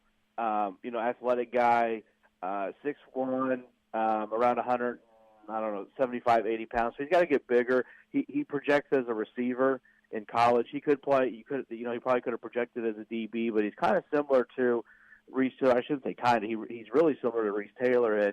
And while he could play defense and be a really good defensive player, and he's awful good with the ball in his hands, and it's hard to not use him on offense because, let's be honest, you need as many playmakers as you can get on the offensive side of the ball, guys who can, with one or two plays, flip the field or get you from your 25 to the other team's, 20 or whatever, because they just have that kind of playmaking ability, and that's what this kid has. And he's got to get bigger, and he's going to have to learn the intricacies of playing receiver and the technique and all that kind of stuff. But the physical tools are there, the speed, the burst, the agility, all that kind of stuff is there. So it's a good get. He had an offer from Wisconsin, Iowa, Iowa State, Syracuse.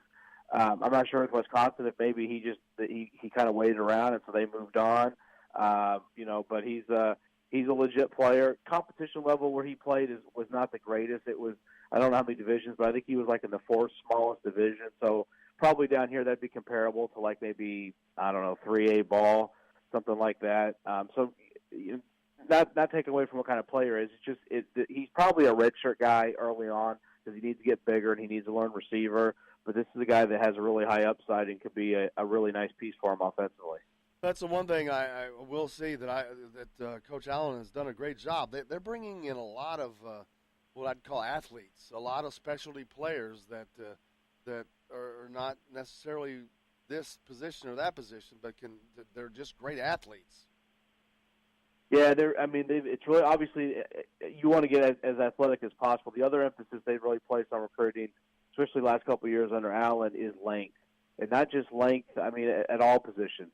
If you look at their DB commits the last couple of years, a Jawan Burgess, a Devon Matthews, go on and on, that corner, Raheem Lane. These guys are long, for their position. They're 6'1", 6'2", with long arms. They're trying to do that at the end. You get James Head, Bo Robbins, who's committed in this class. You can name guys, and especially on offense on the O-line.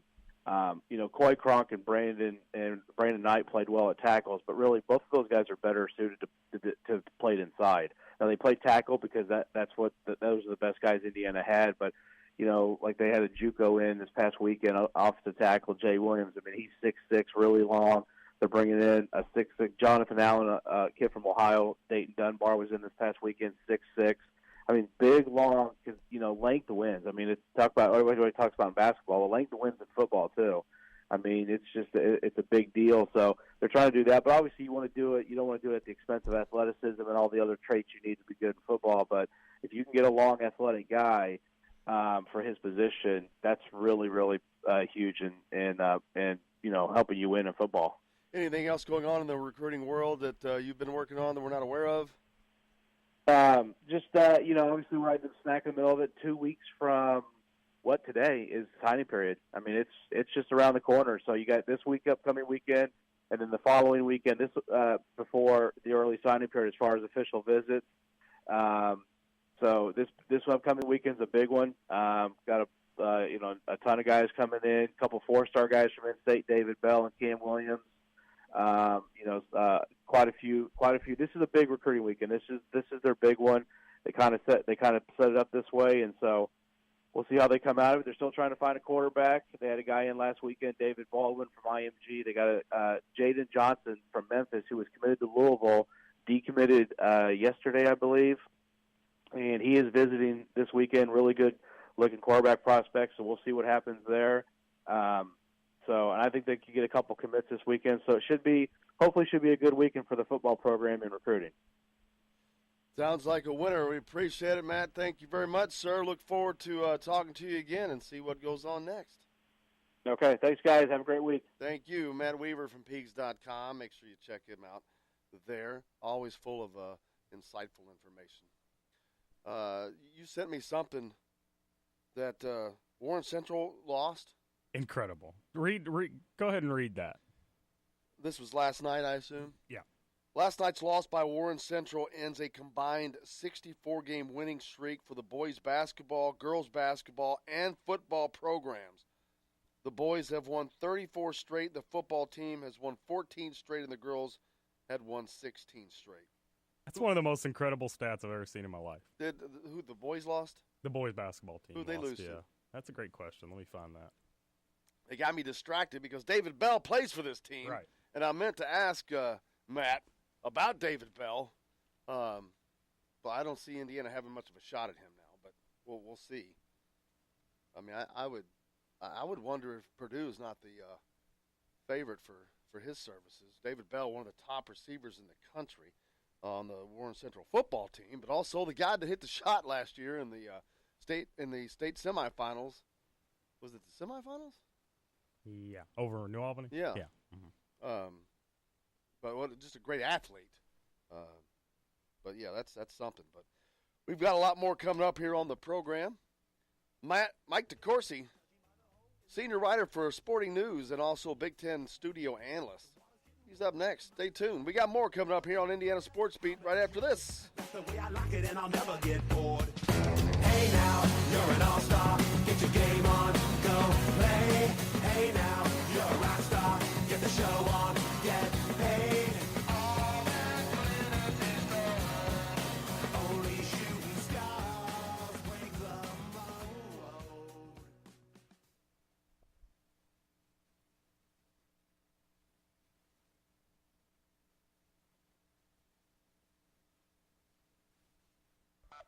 This is Jim Coyle. When I'm not on the road covering the Hoosiers, you can find me at Bubba's 33 on the northeast side of I-65 at Veterans Parkway in Clarksville. Bring the team in for that post-win meal in the family dining area or just meet friends for happy hour. Bubba's has bold burgers, hand-tossed pizzas, mouth-watering wings, and a list of select local craft brewers for the coldest beer in town. Bubba's 33 in Clarksville. Burgers, pizza, beer.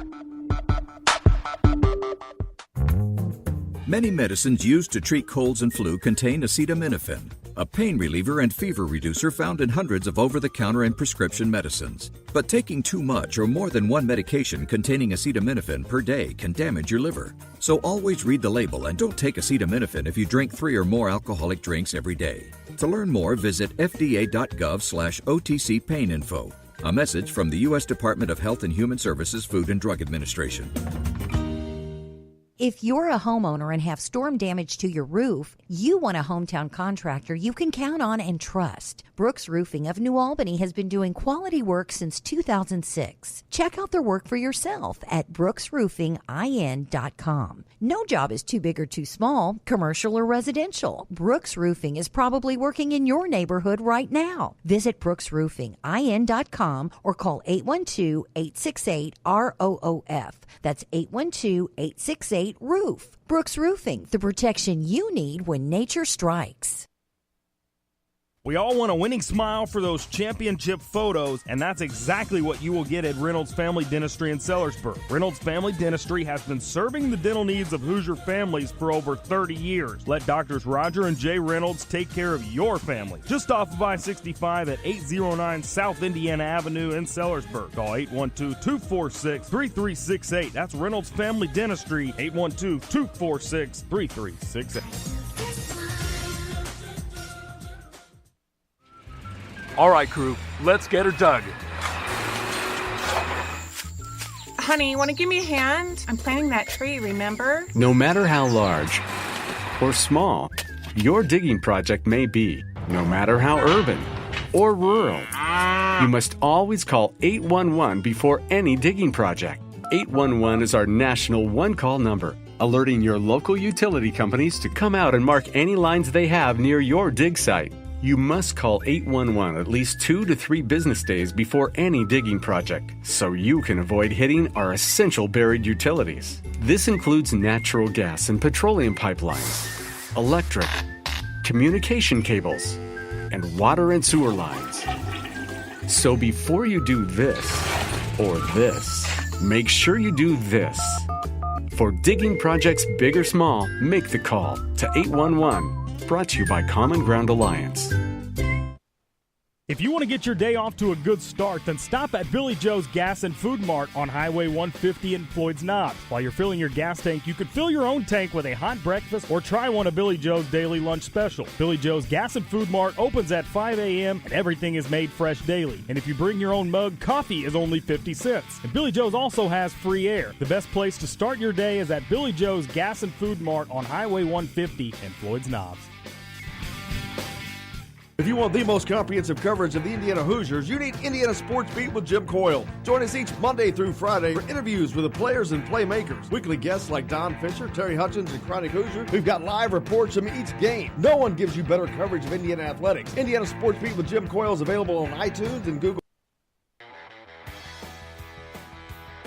Today's guest is brought to you by Bubba's 33 in Clarksville with hand-tossed pizzas, bold burgers, and ice-cold beer. Pizza, burgers, beer. Bubba's 33 in Clarksville.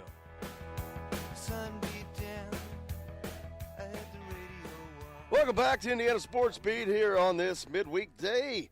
Joined now, honored to be joined by Mike DeCourcy, one of the well-known names in college basketball. Mike, how are you, sir? I'm well, Jim. How are you? Great, Mike. Double duty, a veteran writer for Sporting News, senior basketball writer, and also a studio analyst for the Big Ten Network. If you're watching the games last night, you saw him there on the hardest working man in show business right now, man. You worked late and up early with us today. Thanks a lot. No problem. Yesterday felt like that hardest working thing. Woke up at 7 a.m., I think it was, and began writing about the new U.S. national team, men's national team soccer coach, Greg Berhalter, who I follow very closely, and so I felt like I had a lot to add to that. And so then went straight from finishing that into helping out a little with advice about Urban Meyer's retirement, and then on to BTN for a couple of very close games, and up this morning to head back to Indianapolis. So, yeah, today it feels that way, but it's hardly work when you're talking about something that you feel really passionate about. That's the same attitude that I get to take. I'm very fortunate, but you definitely were on it yesterday. And then I was watching the games last night. I'm like, man, Mike's working awful late. I go, I wonder if he's going to be able to come on. I almost texted you thinking, I'm wondering maybe he forgot because he's working awful hard. And plus you were in Chicago, and I'm like, oh, man, they're an hour behind. That's going to make it even harder. So I was concerned, but I'm like, you know what? I got nothing but confidence in him. And he comes through. Yeah, and we can talk hoops on my way to O'Hare and fill the time that way. It's awesome. It's perfect. And a couple of great games. You mentioned a couple of great games last night that you guys had. Start first with that Michigan-Northwestern game, especially because after Indiana played them so close at home, Northwestern early on picked to be the 13th best team in the conference. Obviously, that is not the case. They are very good. They showed that against Indiana, but then they really showed that against Michigan last night in a very tough game for the Wolverines. They are a veteran team. They've got two terrific seniors in Vic Law and Derek Pardon. They've got some excellent transfers, A.J. Turner and Ryan Taylor, who are very capable players. What they don't have, and you could see it in the Indiana game, and you could see it last night toward the end, especially the final possession, is a true point guard, and that affects how they have to play. They have to be, by definition, less dynamic. They aren't able to push the ball into fast breaks very much. They struggle a little bit if they face pressure to get the basketball into their offense. And so those are all limitations for them. But they do make up for that with the tremendous years that Pardon is having and Vic Law is having. Ryan Taylor, the transfer from Evansville, adds some punch, and I think he's still capable of adding more. He's only 7-8 games into a high major career, and he transferred after being a very successful player down at Evansville, where he led the Missouri Valley in scoring last year. So I think as he gets more comfortable, they'll become even more potent. And then Michigan's already shown themselves to probably be the cream of the class right now in the Big Ten, a conference that is shown itself to be very tough. It's going to be a gauntlet with the 20-game schedule this year, and this conference is as deep as it's been for quite a while.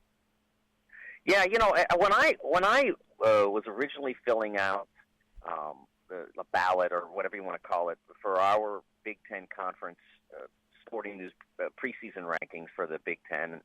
And I didn't feel comfortable putting anybody down at the bottom. I didn't necessarily think that this was going to be as successful as it's been. I'm not pretending that. It has surprised me that in intra-conference play, the Big Ten has been extraordinary. I thought it would be good and much better than a year ago, but it's been extraordinary. But I knew that there weren't any bad teams. I felt like I had to put Illinois at the end, but I knew they were talented and probably just a little young and still developing into Brad Underwood's system. So felt like they would be at the bottom. But gosh, I didn't feel good about putting anybody 12th or 13th or whatever. And you can see that reflected in the results on the floor now. It's a very deep conference, and it's really strong coaches at every program, and that's not always the case in a conference, and you see that reflected in some of the other results from the other leagues. Talking with Mike DeCourcy, famed writer for the Sporting News and also Big Ten senior studio analyst. And this Indiana team is a team that I don't know how good they're going to be yet, because they have not really shown us who they're going to be, whether it's been the injuries and having to work these guys back and who's going to be playing and how they're going to look when they get these rotations going. We really don't know yet, but we do know that Juwan Morgan and Romeo Langford are the straws that stir that drink. Well, that's exactly right, and that's why it's promising, because you have two exceptional players who are capable of carrying teams through stretches. I mean, we saw Romeo.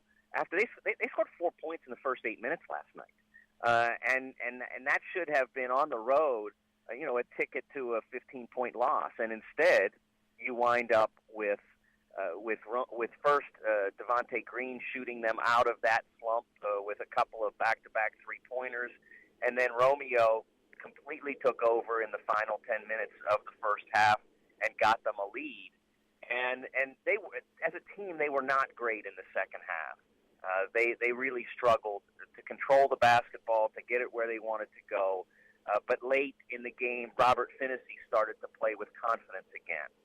The freshman point guard from West Lafayette. Robert was really good in that, and they need him to be very good because in the Northwestern game, I was there where I saw you, and what I saw from Robert Finnessy was a guy who had stopped looking at the basket. And I talked about this on our pregame show last night. If Robert Finnessy doesn't at least look at the basket when he's open, then everybody on the defense knows, okay, he's not shooting, so let's go guard Juwan Morgan and Romeo Langford. And you don't need another guy guarding those guys. There's already usually exceptional attention paid to them.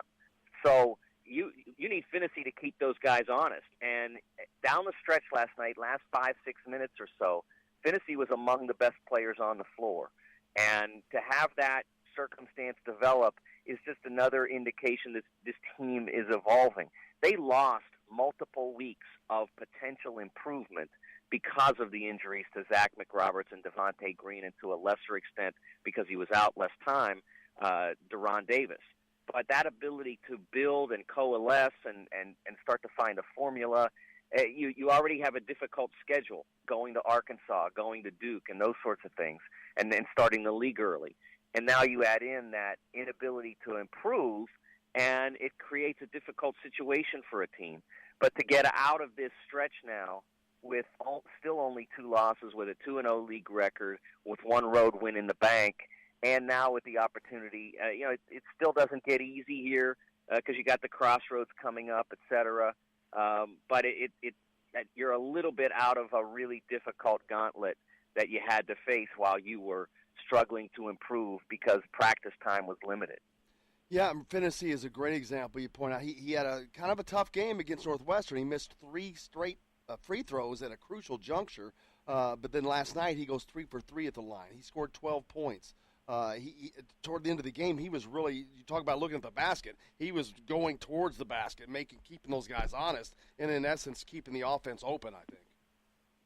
I'm sure that the coaches, Arch and his great staff, saw the same thing I did, and certainly way more than I did. But that there was one possession, it was in the second half, right in front of the Indiana bench against Northwestern, where the ball rotated back to him, and he was literally wide open. Now there was a closeout, so he may have gotten a tough catch on the ball, and maybe didn't feel like he was ready to shoot, but he didn't even look at it.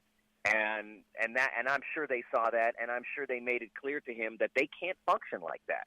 That if open shooters don't shoot in a system, and especially if you are considered a shooter, if you are not one of those guys where they say don't take a shot unless you have to. I mean, there are guys like that in college basketball. That's not Robert's circumstance. He's a shooter. So when he's open, he has to at least give strong consideration to taking that shot. And if he doesn't, then that really causes the offense problems. And so I'm sure that he was told, you have to be aggressive for us to be special. And you could see it down the stretch last night. He played without fear, and that was probably the single biggest difference in the end between winning and losing. Because Penn State put on a nice push toward the end. They brought out that 1-2-2 zone press. Indiana didn't handle it well, probably because they weren't expecting it, and there was game pressure on them. But Tennessee then becoming aggressive in the half court, I thought that really helped get them toward the end. Talking with Mike DeCourcy, the Sporting News and Big Ten Network. One player that's been kind of an enigma is Justin Smith. Coming into the season, we heard about his growth, his explosiveness, his 48-inch vertical leap. He's 6'8", but yet before last night, he had 3 rebounds in the 2 games total. And even last night, he does have 9 rebounds, but he doesn't score. He goes 0 for 4, and in 25 minutes does not hit the board. Yeah, I think they're still trying to figure out how he fits into their current system, and I think he's trying to find that as well. And you can see that he's not really comfortable right now. But in the end, you win a game in which he doesn't score, and I think that's a positive because if he finds his way over time, then he becomes a valuable contributing player. His primary deal last night was to defend. That was the most important thing. Take and make it a difficult evening for Lamar Stevens. And I don't have the box in front of me right now, but I know Stevens did not have a Lamar Stevens night last night. He was not the player that he needs to be for Penn State to win. So I would have to go back and see exactly how much influence that Smith had on him in dealing with that. But I would think that it was a big part of why Stevens wasn't super effective in that game. And again, I mean, if Lamar Stevens goes off for 25 on 8 of 10 shooting and some free throws, then Penn State's a much different team. And he was not – Lamar was not very effective last night, certainly by his standards. Yeah, Lamar played the most minutes of anyone for Penn State. He played 37 minutes, but only managed 12 points on 5 of 13 shooting. He was 0 for 3 behind the arc. So there's your defense. Yeah, obviously it was a team effort, but it was Smith's matchup to start with. And I would imagine in the end he had a lot to say about Lamar's difficulties, and the 9 rebounds were certainly in a very important, when possessions were very important, were an important contribution. And I think that I think he needs to find a level of comfort in this offense, and they need to put him in some situations where they run something to get him to the rim, because they've got multiple playmakers. Romeo's a terrific passer. Obviously, you've got the point guards, whether it's Devontae or whether it's Finney. Those guys can certainly pass the ball. And then Jawan is an excellent passer. So I think one of the things that might help them is when they get early in a game, run something for Smith so that he can get flowing to the rim and get some confidence back on the offensive end. Romeo has certainly, these last couple of games, Romeo is coming out of Romeo. He's really starting to want to be the man. When the game's on the line, Juwan Morgan goes out in the Northwestern game. He steps up last night at the end of the half. Like you mentioned, he steps up. Romeo is really seems to be growing into that role and not only accepting it, but relishing it. Yeah, and last night what you saw, especially in that stretch, in that 8 to 10 minute stretch at the end of the first half, if you looked at his 3-point shooting and his 2-point shooting breakdown, he was really shooting a great number from 2-point because he was getting elevated and finishing above people and doing a wonderful job at that in the early games. But he wasn't making a lot of jump shots. And last night, he made a 3 in that stretch. He had a beautiful step back that took him up near the top of the key, and that was an important shot. And so he's showing a wider variety of skills. He in order to be the professional player eventually that he's going to want to be, and to justify the lottery pick that will probably be spent on him and all that, he's got to be a jump shooter. I mean, he doesn't have to be just a jump shooter, but he has to be a jump shooter. He's not going to make a living in the NBA on layups. I mean, it's going to be part of his living, no question, because he's really great at driving the basketball and making plays. But if in the NBA they know that he can't shoot, then they'll play off him and it'll be harder to get into the lane. And he's got to be able to do that. And last night he showed he's continuing to develop in that area, continuing to gain confidence.